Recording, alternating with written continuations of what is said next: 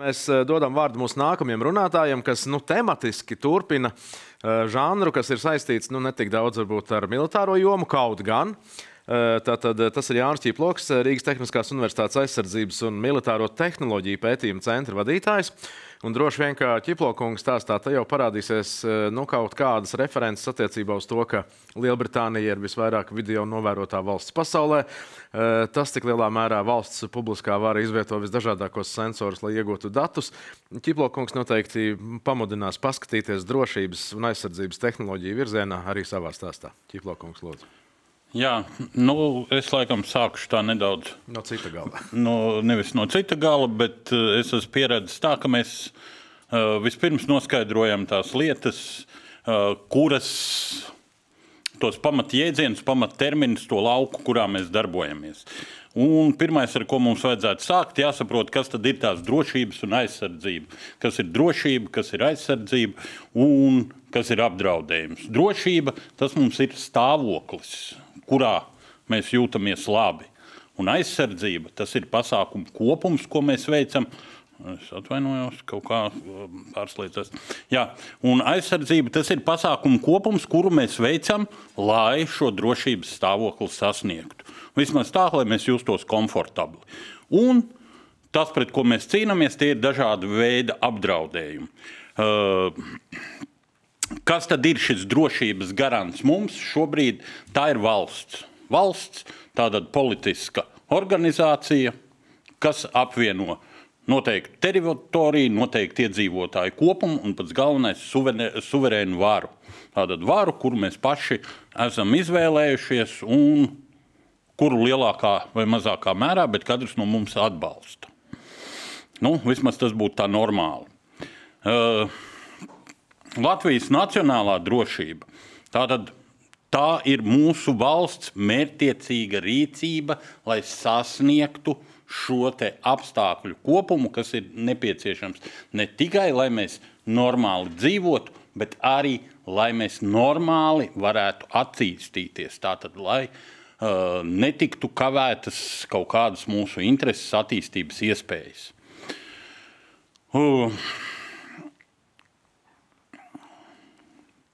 Cilvēkiem, kas izvēlās militāro zinātni vai vispār strādāt šajā drošības un aizsardzības jomā, pavisam noteikti ir jāatbalsta savas valsts pamatvērtības. Mūsu pamatvērtības, Latvijas pamatvērtības, tātad uz ekrāna, valstiskā neatkarība, demokrātija, teritoriālā integritāte, tātad vienotība, cilvēktiesības, par kurām mēs iestājamies. Ja? Kāpēc iekšējā drošība, uz kuras balstās katra no mums labklājība? Sabiedrības brīvības un attīstības perspektīvas, un politiskā un ekonomiskā stabilitāte. Ja mēs jūtamies stabili, ja mēs jūtamies labi, tā tad valsts savu mērķi ir sasniegusi, un mēs šīs vērtības varam novērtēt. Drošības dimensijas. Pirmā, un kas vienmēr apvīta ar diezgan lielu tādu noslēpumainības orālu, tā ir tā militārā daļa. Kāpēc tā? Tāpēc, ka par to publiski nerunā, un patiesībā neviens arī nestāsta, kādas tad ir tās nianses. Ja kāds to dara, tad acīm redzot, viņš ir vai sava mūža nogalē, vai tuvu tam, vai šis cilvēks melo. Mēs varam runāt par vispārīgām lietām, bet mēs nekad nerunājam par konkrētiem risinājumiem. Ārpolitikas dimensija, tātad tur, ar ko nodarbojās mūsu ārlietu ministrija, un iekšējā drošība, tātad te ir iekšlietu ministrijas lauciņš, taiskaitā arī civilā aizsardzība, kas skar katru cilvēku. Visas šīs lietas mums nenotiek haotiski. Ir valsts aizsardzības plānošana, kas sākās ar Nacionālās drošības likumu un beidzās ar dažādiem plāniem. Visiem šiem plāniem pamatā ir kaut kādas drošības un apdraudējumu analīzes. Viņas pa lielam plašai sabiedrībai nav pieejams. Līdz ar to kaut kādā posmā mēs varam iesaistīties koncepciju izstrādē, un principā tas pat ir ļoti vēlams, bet tālāk uz visu, kas attiecās uz aizsardzības plānošanu, tās jau plašai sabiedrībai vairs nav pieejams. Mūsu šīs te koncepcijas balstās 19. gadā, laikam pēdējās apstiprinātas, bet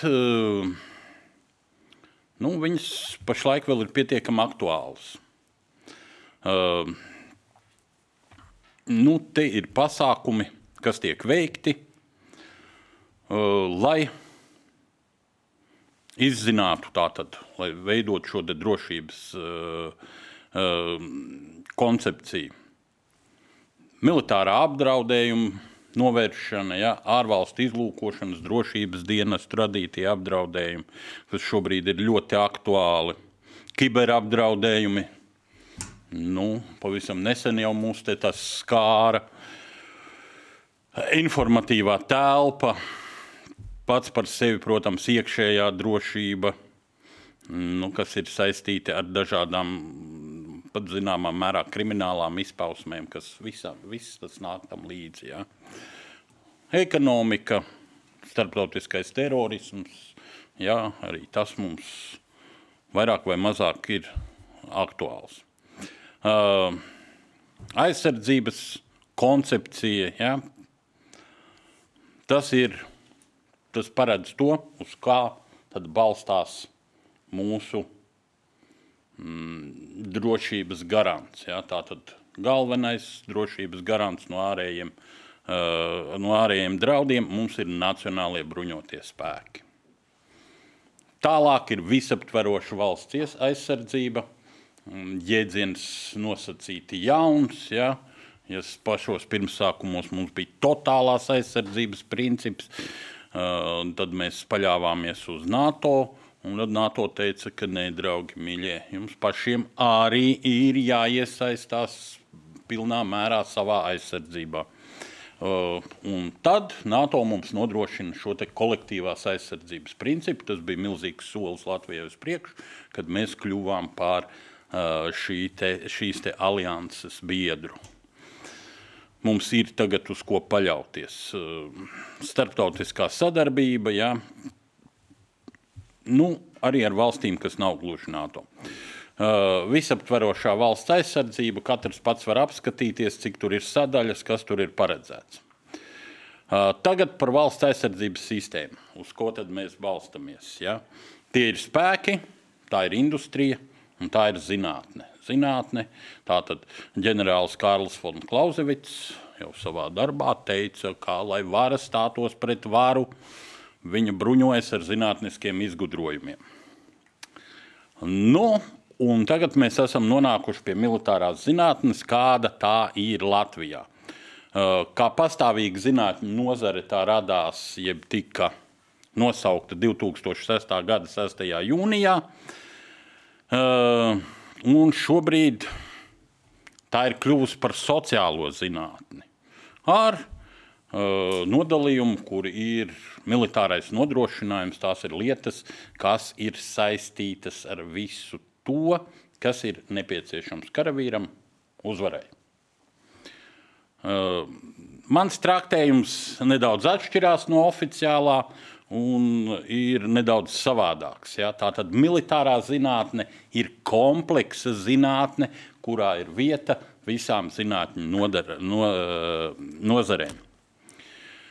Un viņas mērķis ir valsts interešu aizstāvēšana, nodrošinot gan politisko, gan tehnoloģisko, gan arī inovāciju procesu, kas priekš tam ir nodoti.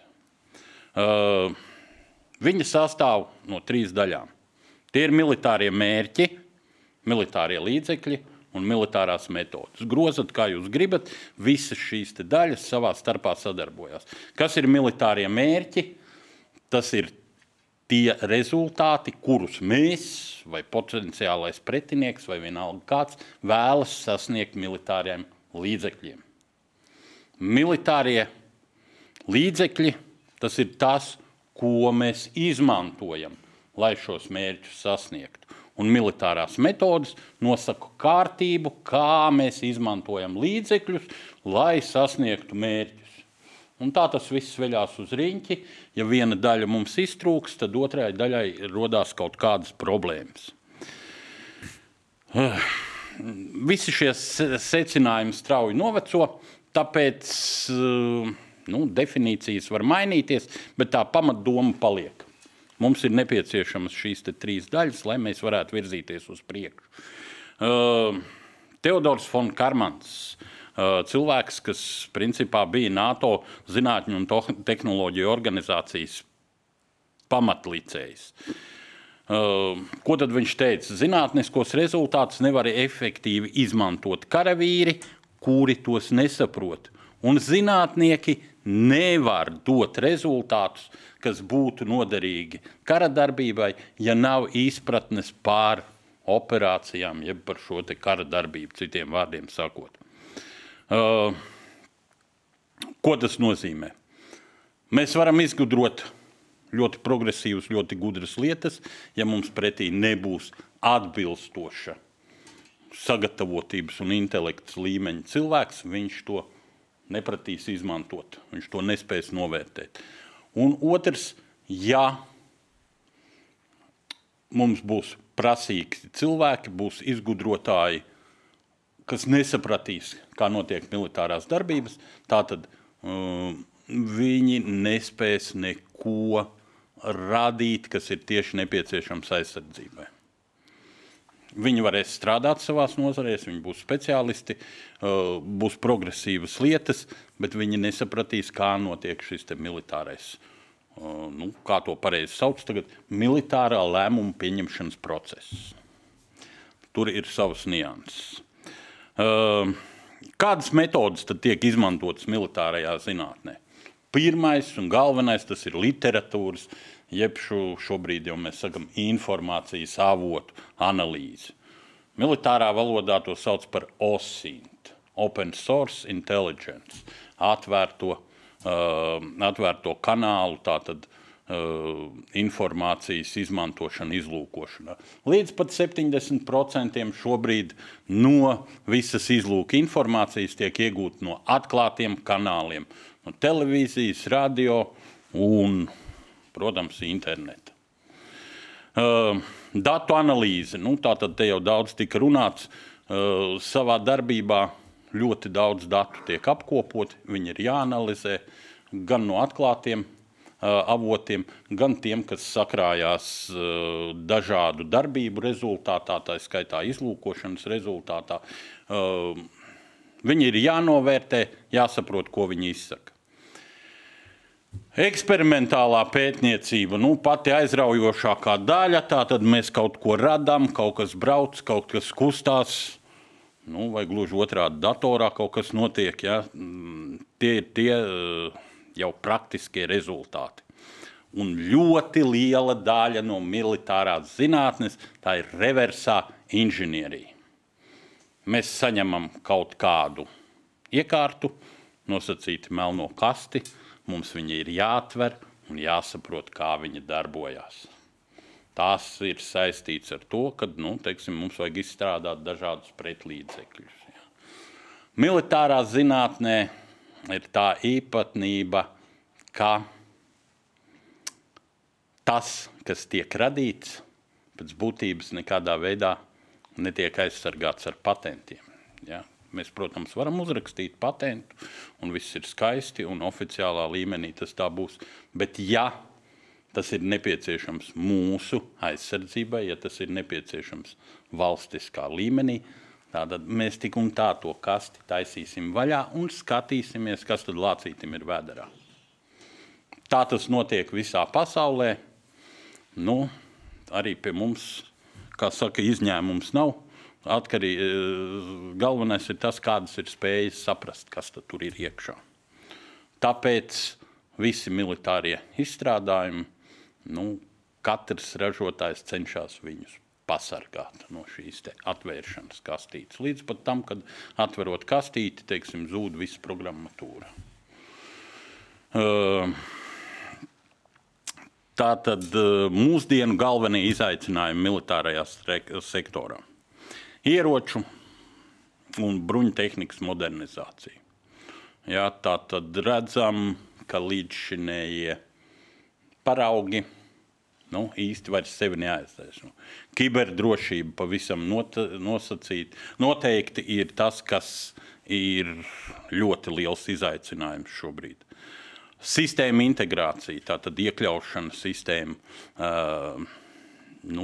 dažādās bruņojuma sistēmās, teiksim, tā papildināšana ar dažādām tehniskām ierīcēm, lai palielinātu šo te bruņojuma sistēmu, teiksim, kaujas spējas, darbības ātrumu un tādā karā. Ja. Personāla apmācība un atbalsts. Te jau daudz tika runāts, un arī es teicu, tātad personāls ir jāapmāca ne tikai militārām zināšanām, bet jāapmāca arī tehnoloģijām. Jāseko līdzi jaunajām tehnoloģijām. Pēc būtības, lai iekļautos militārā zinātnē, ir divi ceļi. Viens ceļš, tas ir kļūt par karavīru un mācīties militārās zināšanas, un pēc tam censties apgūt jaunās tehnoloģijas. Ļoti grūts ceļš, jo tajā brīdī, kad jūs esat apguvuši militārās zinātnes, vecums jau cilvēkam ir, negribu teikt, kad pensijas gados, bet diezgan ievērojams, un jaunās tehnoloģijas apgūt ir grūti. Otrs ceļš ir mācīties jaunās tehnoloģijas un pēc tam kļūt par karavīru. Un šis ceļš arī ir grūts, jo tehnoloģijas mēs apgūstam, bet šo te militārā lēmumu pieņemšanas procesu iegūt un gūt pieredzi, it īpaši kā tas darbojas, arī ir grūti un praktiski vienā otrā gadījumā pat neiespējami gūt, teiksim, to pašu misiju pieredzi vai kara darbības pieredzi. Tā kā, tā tas notiek. Asimetrisko spēju attīstība, piemērs Ukraina mums ir, tātad Ukraina ar saviem ūdens droniem praktiski ir nivelējusi Krievijas kara flotes spējas. Milzīgā flote, kas bija viens no Krievijas, kā tā teikt, balstiem, kļuva nespējīgs. Ja? Tātad šeit ir tās attīstības. Energoautonomija. Nekas mums nedarbosies bez enerģijas. Tātad to mums arī rāda Ukrainas pieredze. Piegāžu ķēžu drošība pats par sevi.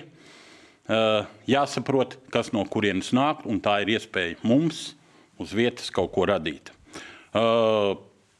Pēdējais perspektīviem militāro tehnoloģiju virzienu. Daudz šodien tika runāts, mākslīgais intelekts, pagaidām viņš spēja runāt kā mēs. Tajā brīdī, kad viņš sāks pieņemt lēmumus un būs spējīgs kaut ko darīt, tad ir jāskatās, kā vārdā viņš to darīs. Autonomās sistēmas pats par sevi, tie ir visi bezpilota aparāti, ja? Gan gaisā, ūdenī, zemūdens un uz zemes, kas ir pats sarežģītākais no autonomo sistēmu veidiem. Inovatīvie materiāli, ļoti plašs spektrs, vieglāk, stingrāk, cietāk, viss, kas ir vajadzīgs, lai panāktu pēc iespējas augstākas kaujas spējas. Un, kā es teicu, energoefektivitātes risinājumi. Ja mēs nespēsim nodrošināt normālu enerģijas apgādi, tātad mēs nespēsim neko darīt. Enerģijas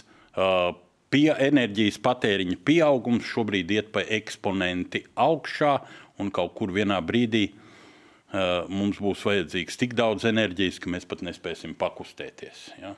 Pie tam enerģijas piegāde visdažādākajos veidos ir viens no tiem posmiem, kur kara laikā ir vislielākie zaudējumi. Un pats galvenais, jebkas, kas var mainīt spēku samēru kaujas laukā, tas ir tas, kas ir militārās tehnoloģijas. Tā kā paldies par uzmanību. Es laikam pārtērēju Paldies laiku. arī par jūsu stāstu. Nē, mēs esam tieši trasītē tagad ielikušies. Kā reiz tā arī vajadzēja. Bieži jums sanāk tās melnās kastītes preparēt Rīgas Tehniskajā universitātē? Un vispār vai tas ir tāds mudinājums cilvēkiem, kas grib ķimerēties? Melnās kastītes. Nu, jūs tā pieminējāt, nu tur bija kaut kāds tāds intriģējošs āķis. Melnās kastītes ķimerēt bieži nesanāk, jo viņas ir grūti dabūt. Un tad, kad viņas dabon, tad ir vēl grūtāk atrast tādu, kas jau nav atvērta vaļā. Bet šobrīd, ar Ukrainas konfliktu, šis tas līdz mums nonāk. Tās gan ir lietas samērā, tā varētu teikt, vienkāršas, bet ir ko paskatīties, ir kaut kas, ko saprast, kāds ir domājis, kā to kāds ir taisījis. Un vai tas ir labi, un vai mēs varam atrast kādas zāles pret to.